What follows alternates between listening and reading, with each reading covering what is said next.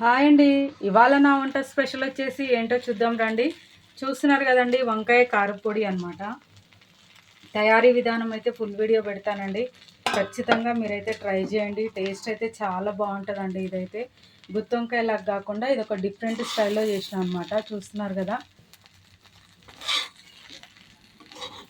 Easy process అండి. ఇదైతే ఎక్కువ మసాలా అనేది నేను ఇందులో యూజ్ చేయలేదన్నమాట. ఒకసారి మీరు ఖచ్చితంగా ట్రై చేయండి. తీసేద్దామండి. కర్రీ అయితే అయిపోయిందనమాట.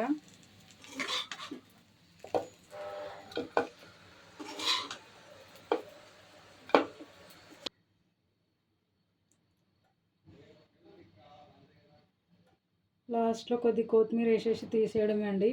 ఫుల్ వీడియో ఖచ్చితంగా మీరు చూడండి, ట్రై చేయండి, కామెంట్ కూడా పెట్టండి. ఓకేనా అండి. నా ఛానల్ అయితే ఎప్పటికప్పుడు మీరు ఫాలో అవుతూ ఉండండి, సబ్స్క్రైబ్ కూడా చేసుకోండి. టేస్టీ టేస్టీ వంకాయ కారం అయితే రెడీ అయిపోయింది.